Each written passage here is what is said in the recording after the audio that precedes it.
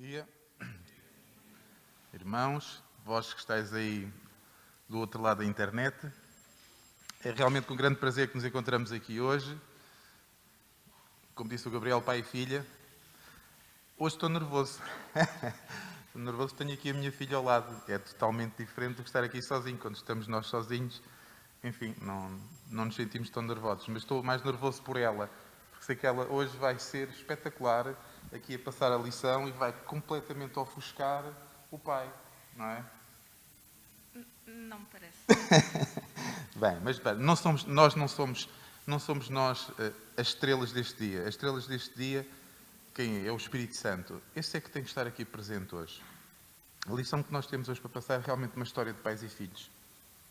Tem sido sempre a história da Bíblia, de um pai extremoso e de uns filhos que, por momentos, dão amor ao pai e, nos piores momentos, desligam-se do pai. E, no fundo, é o que está aqui em causa.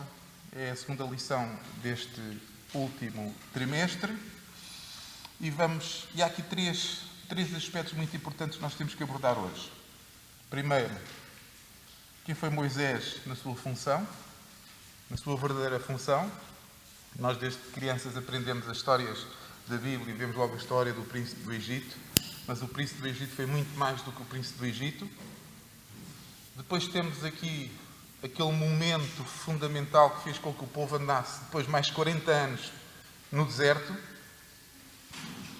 E depois temos aquele aspecto que temos aqui que tentar esclarecer e ficará depois à consciência de cada um, perceber o que é que se passa aqui a nível da mortandade, que alguns dizem que é exagerado. Aliás, até houve um certo escritor, que não vale a pena citar o nome, que disse que a Bíblia seria um manual de maus costumes já por causa disto, por causa destas situações. É claro que, como ouvi ontem da boca de um pastor, tudo o que é lido fora do contexto serve de pretexto para se falar de coisas que não percebemos. Mas, entrando na lição, quem foi Moisés? Irmãos? Foi um profeta. Mais tarde. Começou como? A história de Moisés começa com ele aqui, em criança, não é? Começa quando ele nasceu. É, não é? Quando Lá que era da idade de 3 meses, não é? Sim.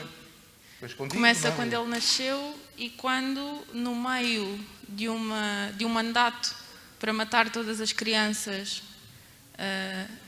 todos os meninos hebreus, no meio desse mandato, Deus o salva e Deus o faz escapar desse destino que Faraó queria impor. Ora bem, ele foi educado inicialmente pela mãe. Olha não o é? microfone. Não é? O microfone, tens que falar para Muito o bem. microfone. Ele foi, entretanto, educado pela mãe e ia à corte, não é? Ele estava na corte com quem? Com o Faraó, com a princesa. Com a princesa que o tinha adotado, não é? Exatamente. Porque foi a princesa que o encontrou no Rio Nilo. Pronto, ele tornou-se um príncipe do Egito, porque se era adotado pela princesa, seria um príncipe também, não é? E seria educado segundo os costumes egípcios. Mas ele tinha consciência que era israelita, não tinha? Sim, até porque no Espírito de Profecia é-nos dito que Joquebede teve um cuidado especial na educação daquele filho, por saber e por ter consciência de que de alguma forma ele teria uma missão muito especial na libertação do povo.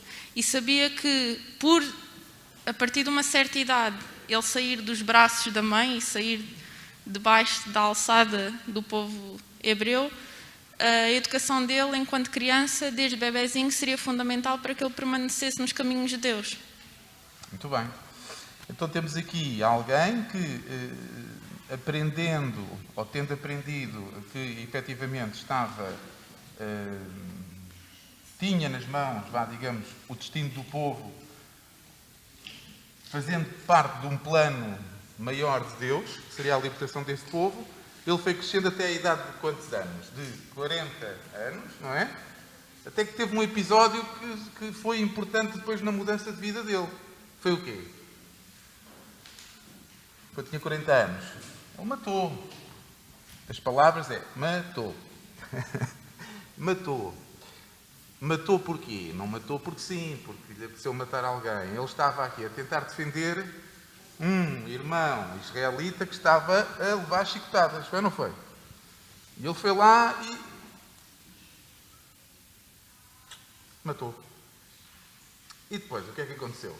Passados uns dias, ele vê 2 irmãos israelitas desavindos. Foi ou não foi? E depois ele foi lá fazer de juiz. E o que é que aconteceu? Aquele que não tinha razão disse: quem és tu para ser juiz sobre nós, não é? No fundo é assim. Eles deviam ter consciência de que era Moisés. Eles sabiam que era Moisés. Eles sabiam que era Moisés. Moisés não era um estranho para eles. Sim. Desculpa, a questão é que Moisés, nessa altura, talvez ainda não tivesse plenamente ciente que ele tinha que ser usado por Deus e não podia fazer justiça pelas próprias mãos e não poderia salvar o povo pelo mérito dele, pelas obras dele. Ele tinha que se deixar usar e tinha que seguir o plano que Deus tinha. Essa é que é a grande questão.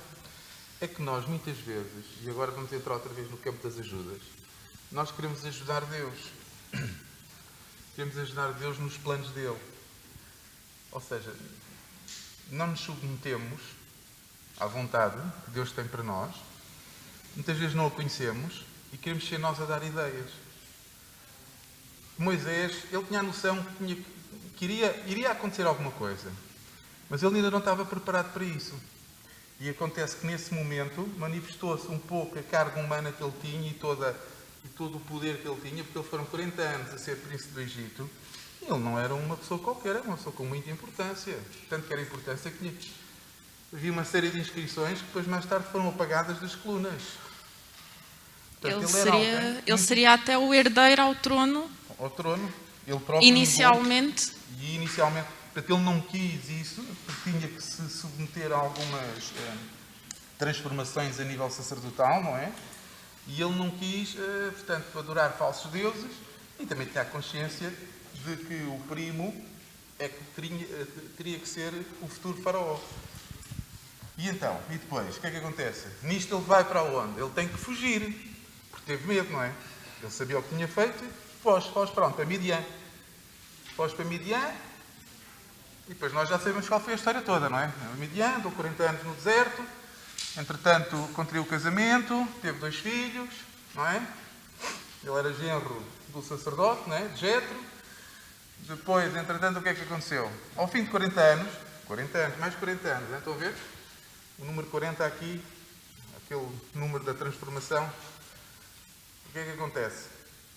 É como se ele tivesse nascido de novo. E tem um encontro com quem? Muito bem. É a primeira vez que ele está a falar com Deus. Não é? E é a partir desse momento que ele se torna profeta. Porquê? Porque ele vai receber o quê? Uma mensagem de quê? Libertação, pastor. Muito bem. Ele vai receber uma mensagem de libertação. Então ele disse logo assim: não, Deus, tanto tempo que eu estava à espera, até que enfim que me reconheces, que eu estava aqui, eu sou muito bom para fazer esse trabalho. Foi isso que aconteceu ali?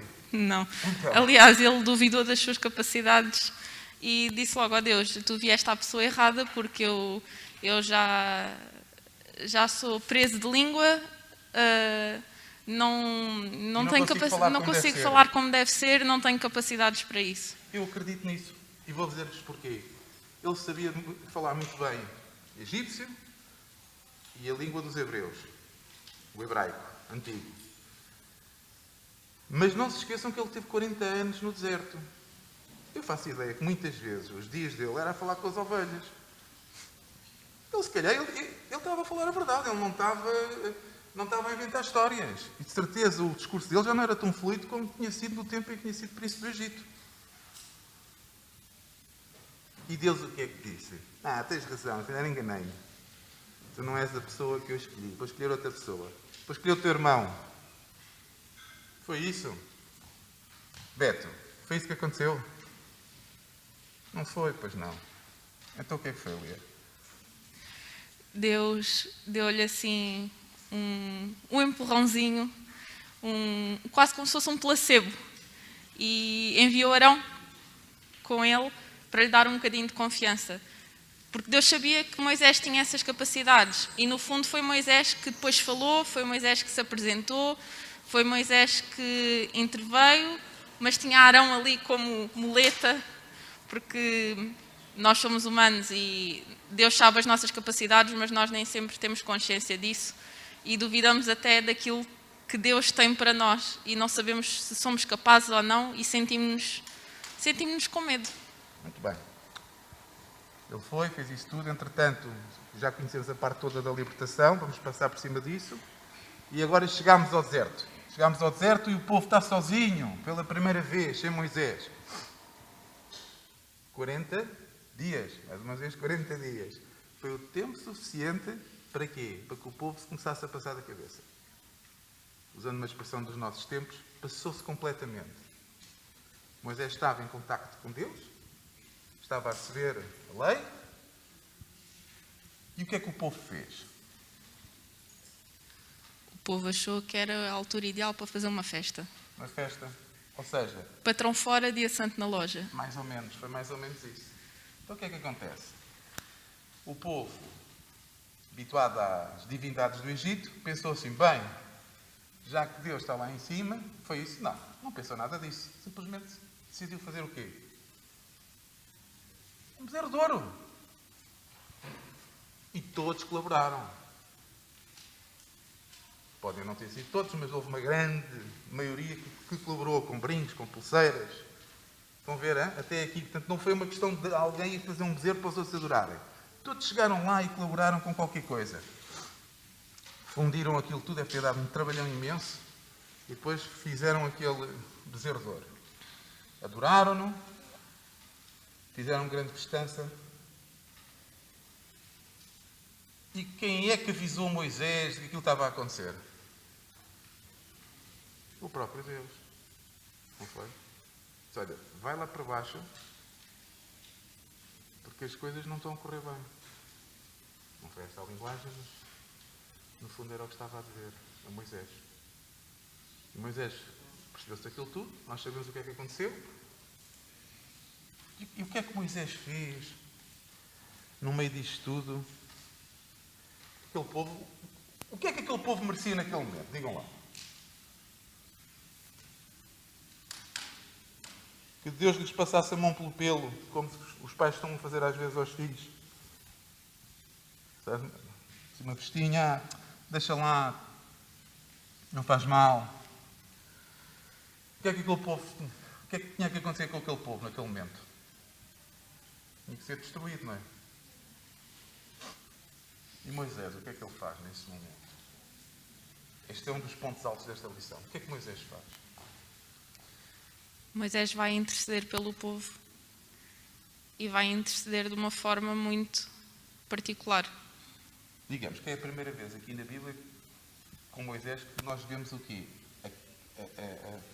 A tipificação, ou seja, ele torna-se um tipo de quem? De Jesus. Ele faz uma oração de intercessão. Ele não tinha culpa nenhuma daquilo, de nada. Ele não provocou em nada, não levou a que aquilo acontecesse, antes pelo contrário. Ele tinha demonstrado grande liderança, levar o povo até ali. O povo não tinha que ter feito aquilo. O que é que acontece? Moisés pede a Deus o quê? Sim. Mas antes, quando Moisés desce, ele está indignado. Ele joga as tábuas da lei E parte-as. e parte-as. Tal e qual. Portanto, há uma questão que é, Deus também não gosta daquilo que nós fazemos muitas das vezes, mas isso não quer dizer que Ele não esteja pronto para nos perdoar, se nós queiramos. E essa função de intercessor, ou seja, realmente Ele tem ali um bocadinho a função de interceder pelo povo, né? Porque Ele também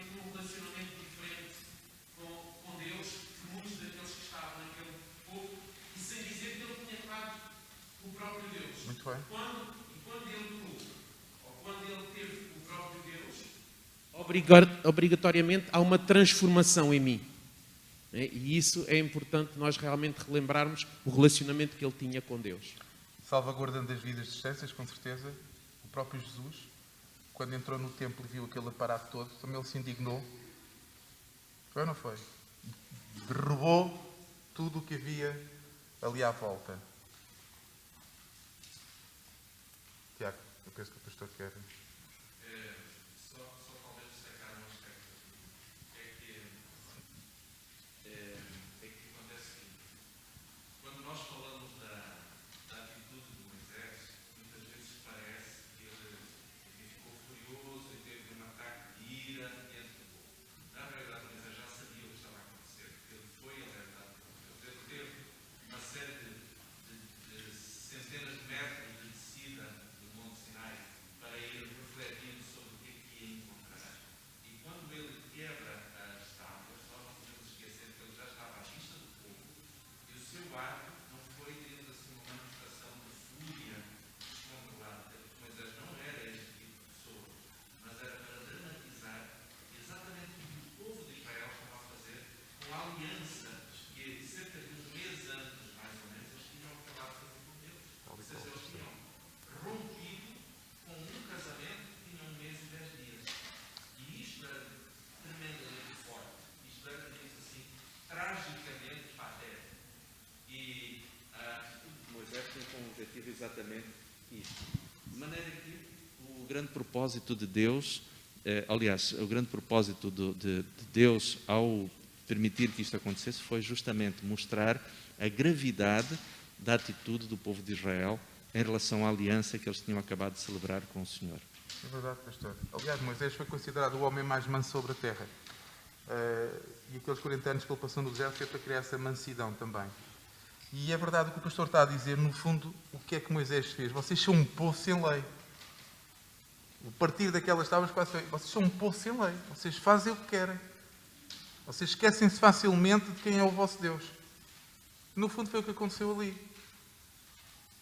E depois, claro, e ele deve ter realmente, à medida que ia descendo, ia vendo cada vez maior o panorama que se ia deparar perante ele. E claro que o povo teve que perceber o que é que estava a acontecer naquele momento. Foi assim ou não foi, Lia? Foi, sim.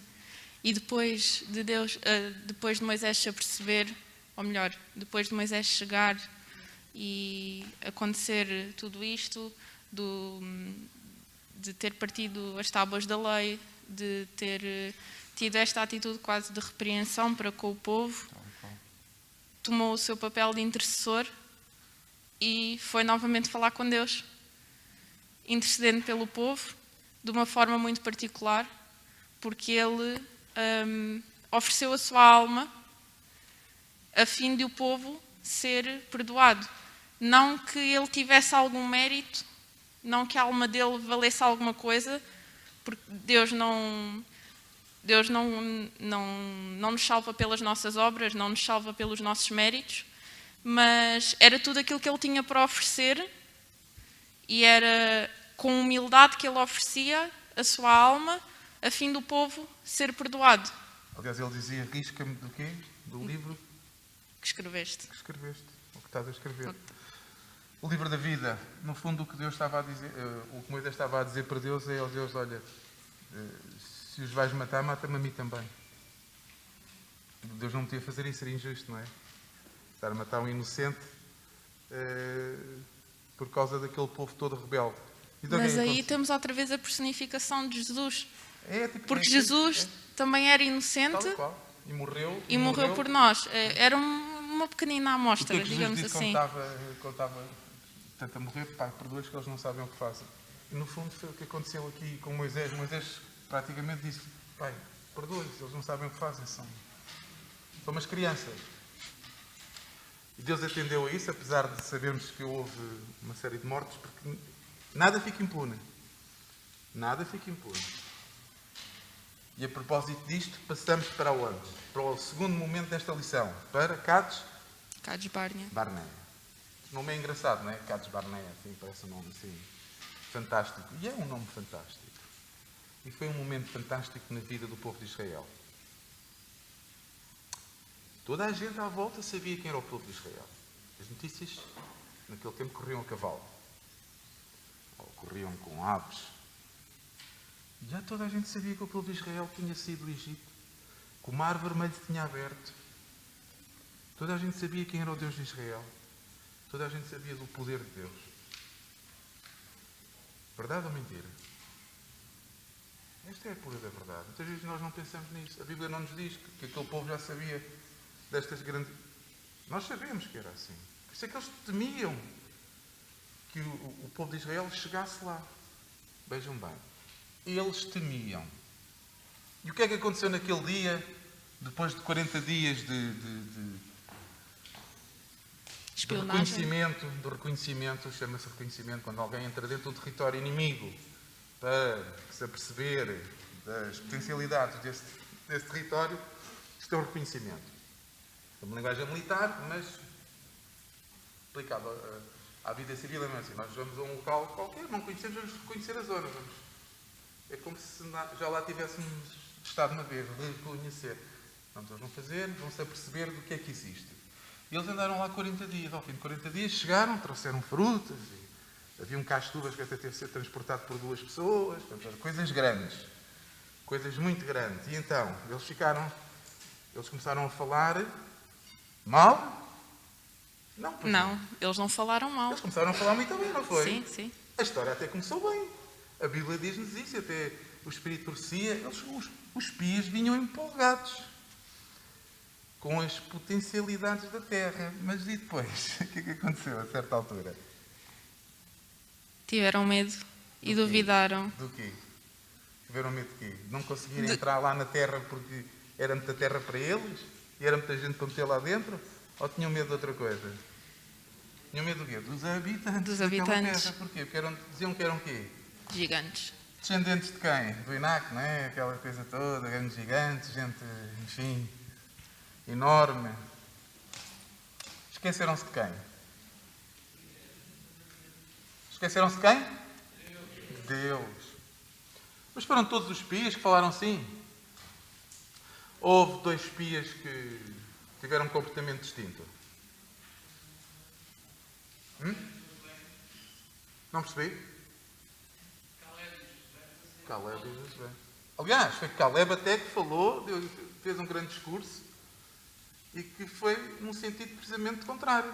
Depois de eles terem falado todos muito bem, ele disse, mas atenção, entremos, porquê? Porque o Senhor dá-nos-á aquela terra. Eles nunca desconfiaram do poder de Deus. Nunca puseram em causa que poderiam entrar e não tinham problema nenhum. Não foi assim? Lia. Sim, sim. Foram aquelas 2 espias que foram a exceção às outras. Caleb e Josué. Depois há aqui este episódio todo. Eles tentam fazer o quê com eles? Mais tarde. Antes disso. Eles rasgam as roupas, os 2 espias, portanto, e o rasgar a roupa, isto é mesmo um sinal de quê? De consternação. Eles estavam consternados com a atitude daquele povo que, mais uma vez, se estava a revelar. Mais uma vez, duvidaram do poder de Deus. Mais uma vez, duvidaram do poder de Deus.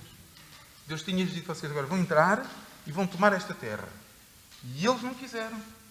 Tiveram medo e ainda foram atrás deles para os apedrejar. Foi ou não foi?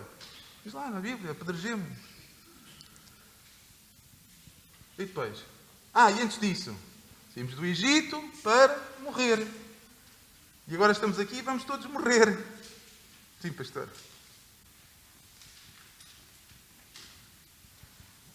Nós não podemos esquecer que os homens que foram selecionados para serem, portanto, os espias, eram também os líderes das suas tribos. Os líderes das suas tribos.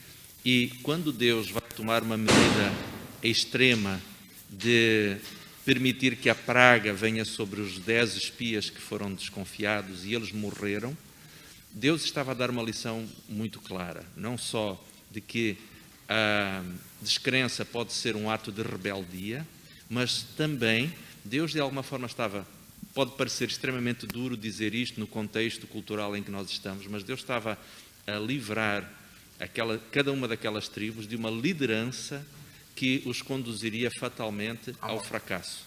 E por isso, com uma atitude radical, Deus no fundo estava a impedir que uma gangrena se transformasse numa infecção generalizada. Uma tribo liderada por uma pessoa cuja fé não está colocada em Deus estaria fatalmente condenada a ser dirigida ao deserto da dúvida e da desconfiança. Foi o que aconteceu. Aqueles líderes de tribo, aqueles 10 espias foram dizimados pela praga e Deus cumpriu com aquilo que eles pediram. Morramos. Não foi?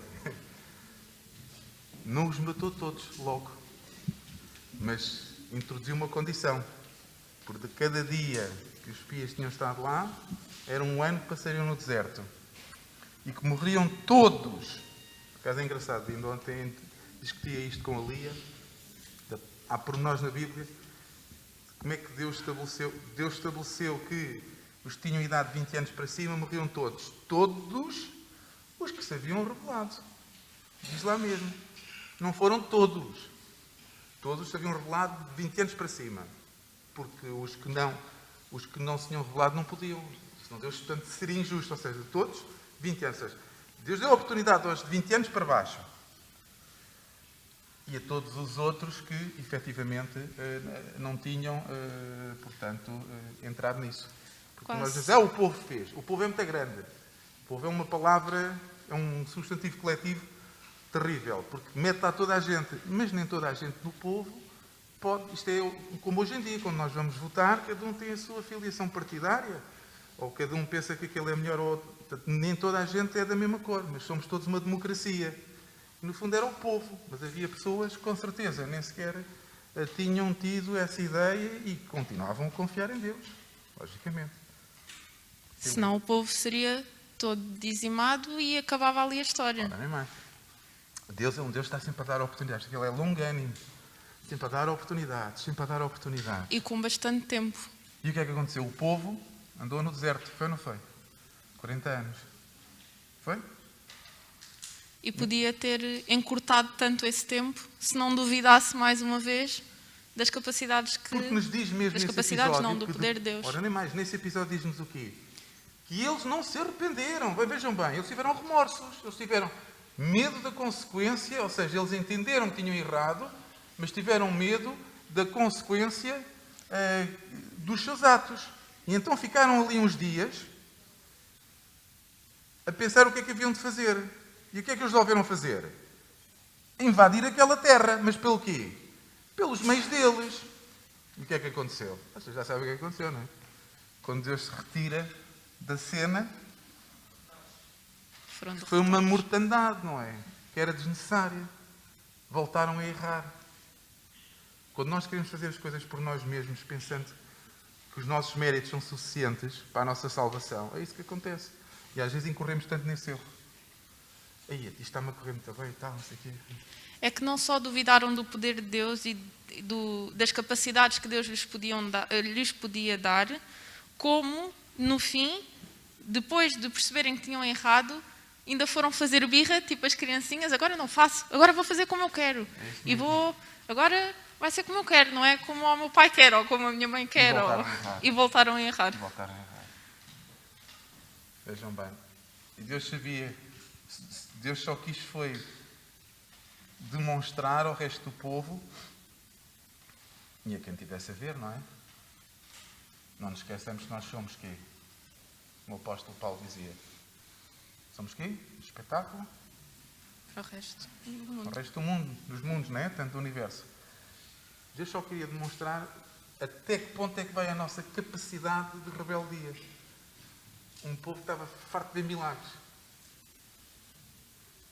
Aliás, até é um bocado incompreensível como é que eles tiveram tanto tempo debaixo do jugo egípcio, que aparentemente tinham que ser, digamos, obedientes, e de um momento para o outro é como se tivessem esquecido, faziam o que queriam. Portanto, passaram da escravatura, da escravatura, alguns submetidos à escravidão, porque uns viviam mais ou menos a escravatura, e depois ali passam para a anarquia total. É como se Deus... Como se Ok, tivesse um Deus, elástico É. muito, muito, muito Esticando, esticado e de esticando, repente... depois de vez em quando soltou. partiu o elástico e lá estavam eles naquela confusão. Moisés podia ter aproveitado a oportunidade aí para ser ele o precursor de uma nova linhagem. Foi ou não foi, pastor? Não é? Deus não lhe disse, olha, vou fazer de ti uma grande nação. Farto desta gente, isto é um povo rebelde. Moisés pensou assim, já que não posso ser príncipe do Egito, vou ser príncipe de Israel. Foi isso que aconteceu? Foi ou não foi? Não foi, pois não. Moisés não aceitou. Moisés até foi falar com Deus, tentar dar conselhos a Deus. É, não é? Já repararam que Moisés até parecia nessa altura que tratava Deus por tu, como um amigo. Foi ou não foi? O que é que ele disse? Que é o que nós temos de ter muito cuidado hoje em dia. Cuidado. Vê lá. Olha o que é que as outras nações vão pensar. Tu tiraste o povo do Egito e agora... Não ias cumprir com a promessa que fizeste de vais lhes matá-los dar a todos aqui à terra. porta de... Isto vai ser motivo quase de gozo aqui desta gente toda à volta. Foi ou não foi o que Moisés lhe disse? A Deus. Quase como se Deus precisasse de um advogado, É isso mesmo, como se Deus precisasse de ter de alguém. um conselheiro. Um conselheiro, sim, pastor. Gabriel, pastor quer... Isto não foi combinado, o pastor não é a terceira pessoa da lição, é? Há um detalhe muito interessante que nós podemos aprender da vivência e da experiência de Moisés. Moisés tinha uma noção muito clara de que o nome e a honra de Deus deviam ser preservados acima de qualquer coisa. E quando ele age como intercessor do povo, ele estava sobretudo disponível justamente para valorizar e honrar o próprio caráter de Deus. Nós vamos encontrar precisamente esta mesma característica no ministério de Jesus, quando ele vai dizer que todas as obras que ele fazia tinham como objetivo honrar e glorificar o Pai, que ele e o Pai eram um, não necessariamente no sentido de se fazer igual a Deus, porque isto ele não precisava fazê-lo, ele já sabia que era aí, que era uma realidade, mas para mostrar de fato esta sincronia e esta conexão tão forte que existia entre ele e o Pai. E nós, como cristãos, precisamos ter também esta noção de que o que fazemos poderá ser para a honra e glória do nome de Deus ou para um profundo opróbrio e uma grande vergonha da igreja ou, sobretudo, da causa de Deus. E este é um aspecto que talvez hoje, por vivermos numa sociedade um tanto hedonista, ou seja, que valorizamos essencialmente o prazer, e por sermos muitas vezes narcisistas, acharmos que somos nós o centro do universo e que nós e nós mesmos, mais uma vez, esquecemos que quem está no centro é Deus. E embora Deus nos ame profundamente, mas tudo começa e termina no próprio Deus. Deus é um Deus de amor, mas é um Deus de justiça e é um Deus de ordem.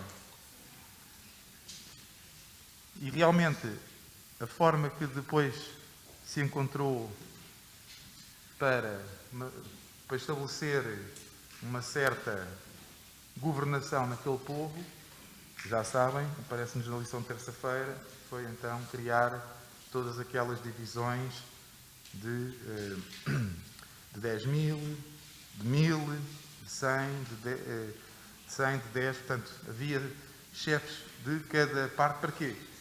Para que depois Moisés, no fim, quando tivesse que apresentar alguma coisa muito importante a Deus, fosse já uma coisa que extrapolasse todas essas divisões do povo. Teve que começar a haver ordem. E a propósito do que o pastor disse há pouco, agora veio-me aqui à ideia, o povo apanhou, de certa forma, teve que sentir uma grande vergonha, porque quando chegou a Canaã e depois quiseram eles entrar por eles próprios e foram mortos em grande número, pensaram assim: realmente nós sem Deus não somos nada, não valemos nada. Esta aqui é a questão. E devem ter pensado: ai, que vergonha, que vergonha. Não foi Deus a matar-nos, foi os outros que nos mataram a nós. E muitas vezes nós fazemos isso na nossa vida. Pensamos que nós, pelos nossos méritos, vamos lá fazer as coisas, mas as coisas não nos correm como nós pensávamos.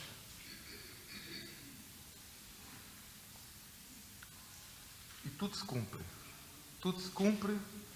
Tudo o que Deus tem feito na Bíblia, e isto é para a nossa edificação, tudo se cumpre. Todas as profecias têm tido cumprimento. É ou não é? As 2.300 tardes e manhãs, estes 40 anos cumpriram-se no próprio tempo deles. Ao fim dos 40 anos, eles puderam entrar na Terra Prometida. Antes disso, não. E depois vem aqui aquele aspecto que nós... Muita gente hoje diz assim: mas como é que Deus fazia aquilo? Porquê é que Deus matava aquela gente toda? Bem, tudo bem, os homens, agora as crianças não têm culpa nenhuma. É que muita gente hoje, os humanistas, pegam nisto. Os ateus, os humanistas. Como é que nós explicamos isto às pessoas? Não explicamos, pastor? Sim. Que uma grande multidão, ou um povo tão numeroso como aquele, trouxe uma imensidão de problemas. Mas Deus tinha que os moldar, e uma grande capacidade de os organizar, e uma liderança extraordinária de Moisés. Ao mesmo tempo, quando vemos estes relatos, nós pomos essa interrogação: como é que Deus destruía? Nós temos que entender que o Deus de misericórdia, os atributos de longanimidade do nosso Salvador, é que Deus só exercia a sua justiça após um grande período de graça. Se calhar, quando lemos o relato, parece que as coisas são muito sucessivas ou muito imediatas, mas não é assim. Por algum motivo eles andaram ali 40 anos. Isto não podemos dar, desculpem a expressão, sempre na cabeça do povo de Israel. O mesmo é aplicado a nós. Deus vai dando um tempo de graça, mas cabe a cada um de nós apoderar-nos desse tempo, porque ele depois vai acabar e Deus vai exercer a sua justiça. Andou 40 anos no deserto. De 40 anos foi o tempo que aquela gente toda ali à volta, depois de ter conhecido o povo de Israel, teve tempo para meditar naquilo que poderia fazer. Nesse tempo todo que andou no deserto, Deus deu várias instruções ao povo. E muitas delas, nós pensamos assim: porquê é que Deus pôs isto aqui na Bíblia? Tu não o sogro não se deitará com a nora, não te deitarás com o teu neto. Você pensa assim: mas era o povo de Israel que fazia isto? Não. Eram os povos à volta que faziam isto. E a gente diz: então, mas isso são práticas muito estranhas. Tanto que eram práticas estranhas que eram proibidas por Deus. E o que é que acontecia? Quem não cumprisse era logo extirpado do povo, era logo morto. Havia muitas práticas. E para além disso, havia outras que Deus abominava, que eles entregavam crianças em sacrifício aos deuses. Portanto, aqueles povos ali à volta estavam extremamente corrompidos. Mas Deus não chegava lá e dizia: vai já destruir aquele povo. Não. Qual era a primeira mensagem que era entregue quando o povo se aproximava de determinada nação, o povo de Israel? Era uma mensagem de quê? De paz.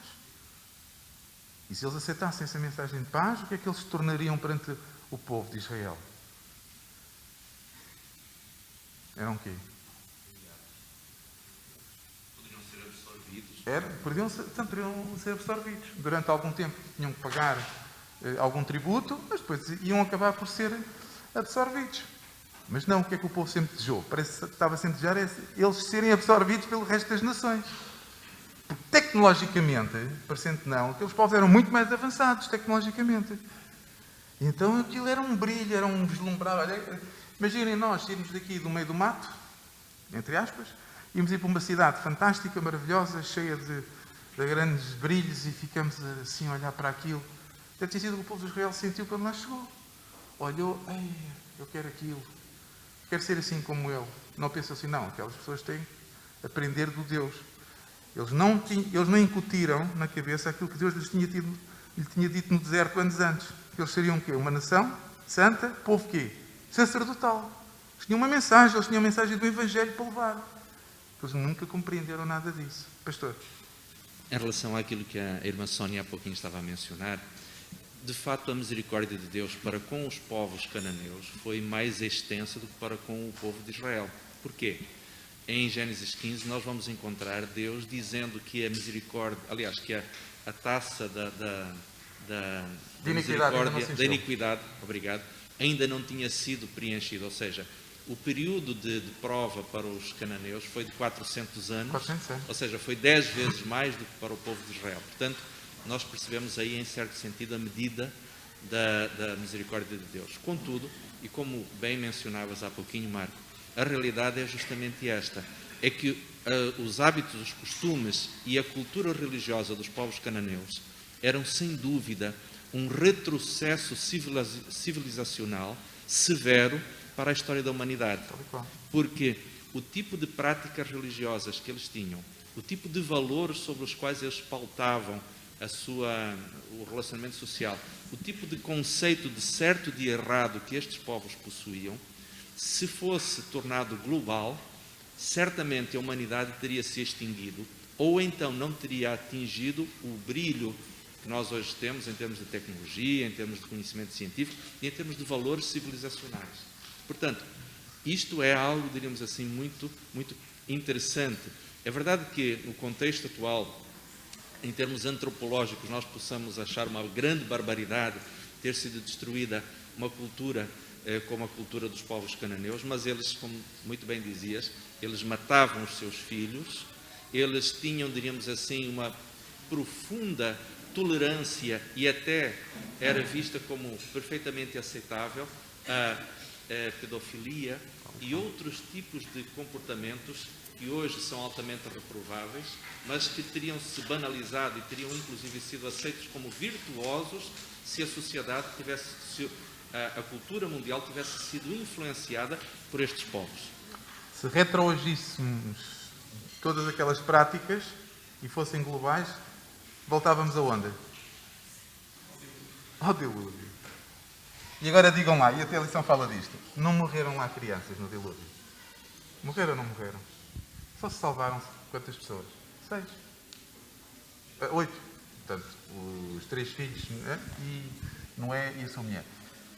8 pessoas. 8 pessoas se salvaram e o resto foi tudo dizimado. E ainda assim tiveram 120 anos. 120 anos. 3 vezes 40. Para se arrependerem. Já. Isto é muito importante. E agora dizemos assim, mas Deus, coitadinhas das crianças, só Deus conhece, só Deus sabe e só Deus percebe o porquê das coisas. E as crianças, ainda agora, ontem eu ouvi uma história muito interessante, de uma criança, isto salvaguardar as devidas distâncias, uma criança que tinha sofrido abusos, e, entretanto, foi colocada num lar de acolhimento. Nesse lar de acolhimento, essa própria criança acabou por abusar de outra criança. Estão a ver? Portanto, havia ali uma certa diferença de idade e ela abusou de outra criança. Porquê?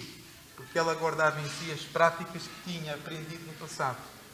Embora ela tivesse ela própria sido uma vítima, acabou por fazer outras vítimas. E Deus, conhecedor dessa realidade toda, e atenção, estamos numa fase da história em que não há uma Carta dos Direitos Humanos, não existe um direito universal em relação às pessoas. O próprio Deus tem que determinar qual seria a melhor solução para que a raça humana, e como muito bem disse aqui o pastor, não se extinguisse novamente. Agora não por ação de Deus, mas por ação deles próprios. Mas realmente, por isso é que nós falámos logo no início da lição, ficará ao critério do coração de cada um que possa analisar o contexto para não inventar pretextos. Sem nunca nos esquecermos que Deus é omnisciente e que nós estamos muito longe disso e que há coisas que nós, nesta terra, não queremos compreender, que vão para além da mente humana e da cognição que nós possamos ter. Deuteronômio 29 fala-nos disso. Portanto, há coisas que estão para além do nosso conhecimento. Só temos que confiar numa coisa. É no amor e na justiça de Deus. Isto é fundamental. Foi feita a pergunta pelo irmão, se alguém me perguntasse por que Deus eliminou tanta pessoa ali à saída do Egito, para a terra prometida. O que eu vou responder agora é, Deus, ele não eliminou nenhuma pessoa. Eles mesmos se suicidaram. Porque primeiro, Moisés, ele chega e diz, se vocês estiverem do lado de Deus e nós não, que a terra abre a boca e vocês sejam consumidos. Então Moisés foi quem pronunciou. O mesmo que disse que ele morreria pelas pessoas se Deus fizesse isso. E depois, eles também morreram bastante pessoas, tudo desobediente, e falaram, vocês não podem comer muita carne, porque vocês faz tempo que não comem carne. Eles desobedeceram, eles se suicidaram. E Deus, com a sua misericórdia, ele diz, vocês não aproximam no monte, não toquem a mão, porque vocês podem ser fulminados. E essas mesmas pessoas que dizem, Moisés, fala com Deus que nós não queremos falar. Eles reconheceram que eles eram tão pecaminosos que eles não podiam aproximar de Deus. Então essa seria a resposta que eu daria para essa pessoa. É verdade. Esta aqui é verdade. Deus avisa sempre. Deus não faz nada oculto. Nem sucessivo, como a Sónia estava a dizer há pouco. Não é chegar e fazer, não é repentino. Dá grandes oportunidades. Dá grandes oportunidades. Ainda na semana, não, há 15 dias, ok, foi na última lição, penso, não, há 2 ou 3 semanas, falámos aqui de Nínive. Quantas vezes Deus faz uma profecia condicional? Quantas vezes? Para quê? Para que o homem se arrependa, para que tenha tempo de se arrepender. E Deus arrepende-se? Não, Deus não se arrepende. Muitas vezes a Bíblia fala-nos de algumas características humanas que nós atribuímos a Deus. Deus não se arrepende. É o coração do homem que se arrepende. E a questão é esta. Sim.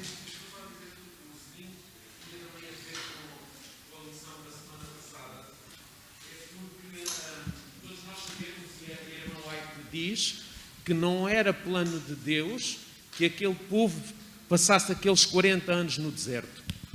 E eles passaram porquê? Por causa das suas próprias escolhas. E eu colocando isso hoje em dia na minha vida, Deus tem um plano para a minha vida. Eu vou lá chegar se essa for a minha vontade. Agora, eu consigo chegar e atingir o plano que Deus quer na minha vida se eu for obediente àquilo que Ele me pede. Se eu fizer a sua vontade. Se eu realmente compreender que Ele é que deve orientar a minha vida. Muitas das vezes não foi isso que aconteceu com o povo, por isso tiveram que passar os 40 anos no deserto. E eu penso um bocadinho hoje, será que Deus ainda nos quer aqui hoje? Nós sabemos que nós próprios é que estamos a atrasar a vinda de Jesus. Portanto, isto é um facto que não precisa de prova. É ostensivo. É do conhecimento geral. É vox populi. Toda a gente sabe, está na boca de toda a gente. Mas, este tipo de factos que nós tivemos agora aqui a falar, em Timóteo, 2 Timóteo, temos aqui uma boa justificação para muitas vezes não escondermos, para não ocultarmos este tipo de realidade. Toda a Escritura divinamente inspirada é proveitosa para ensinar, para redarguir, para corrigir, para instruir, devia estar aqui uma vírgula, em justiça. E é isso que nós procuramos todos, justiça. É ou não é? A justiça é algo que é querido ao ser humano. Mas muitas vezes não compreendemos bem o significado da justiça. Pensamos que na justiça cabe tudo. E é a justiça de Cristo, porque só os méritos de Cristo aqui importam. Nós só vamos ser salvos pela graça. E tudo o que aparece na Bíblia, muitas vezes coisas que nós não compreendemos, nós nunca podemos tentar comparar Deus connosco. Nós é que temos que nos comparar com Deus, nunca ao contrário. Por isso temos que ver sempre o contexto, para não arranjarmos pretextos, para dizer que afinal Deus é mau, Deus é aquilo, Deus é aquilo outro. Não, nós é que somos maus. Nós é que somos naturalmente maus, nós é que somos pecadores. Nós é que somos seres pecadores. Não o éramos, nos tornamos. E não vamos deixar de ser por nós próprios, não temos mérito para isso. Esta aqui é a realidade. E todas estas histórias que aparecem na Bíblia, nós dizemos assim, aquelas histórias são tão reais e tão atuais Como eram no momento em que elas aconteceram. Porque eram pessoas, viviam uma realidade, hoje nós vivemos outra. Hoje temos outras realidades que, se fôssemos continuar a Bíblia, isto parece igual àquilo. Por isso é que nós nos revemos nas histórias. Por isso é que nós tiramos lições destas histórias. Porque nós, em cada momento da nossa vida, conseguimos encontrar episódios que são parecidos com o que está a acontecer em determinado momento. E por isso é que nós dizemos isto, a Bíblia não é um livro morto, é um livro dinâmico.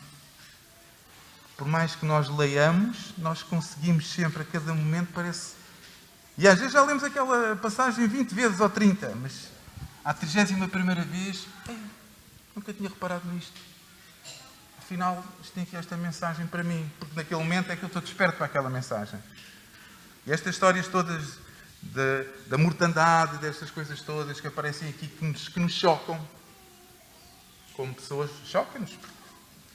São pessoas que morrem e que nós pensamos, mas uma criança inocente. As crianças não são assim tão inocentes.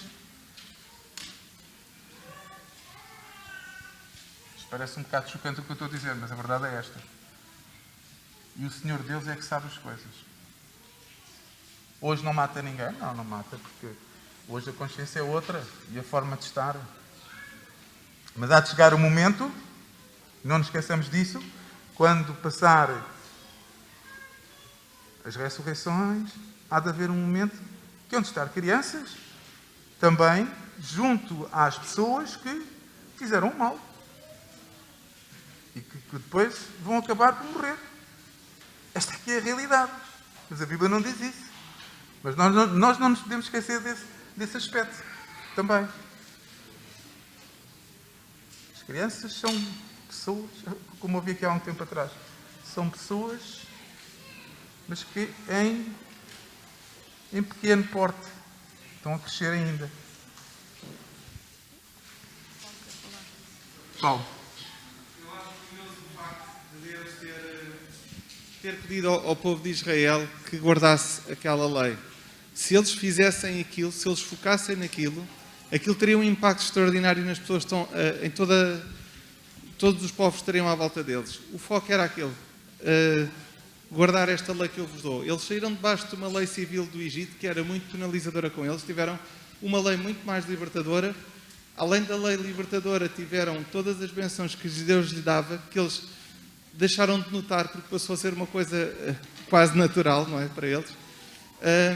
Mas o aspecto era este, era eles guardarem a lei. Isto faz-me também, olhando para a minha vida, eu vejo, se calhar se eu focar-me em mim próprio e eu ver se a minha vida realmente está toda dentro daquilo que Deus me pede, e se calhar, se nós fizéssemos isso, teríamos um impacto extraordinário em todas as pessoas que estão à nossa volta. E este era o plano de Deus.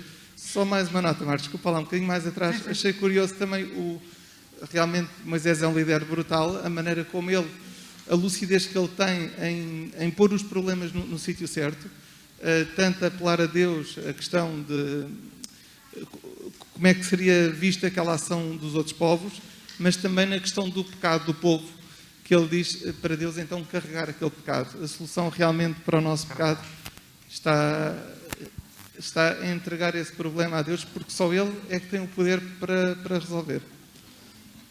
E agora a Lia, para terminar, vai só dizer aqui uma coisa que está no início da lição, nós deixámos para o fim de propósito, uma coisa que Moisés disse ao povo e que realmente ecoou por toda a Bíblia, quando nós nos pomos a pensar o que é que pode acontecer. Lembrem-se do que o Senhor fez por vós no passado. Realmente, toda a Bíblia ecoa aquilo que Deus faz por nós, que fez desde o início da humanidade, que continua a fazer e irá fazer até ao fim dos tempos. E o passado não fica lá atrás, o passado é há pouco. Portanto, lembremos sempre, Deus trabalha nas nossas vidas. Já trabalhou e vai continuar a trabalhar. Este é o desejo que nós temos para todos hoje. Um bom sábado para todos. Um bom sábado.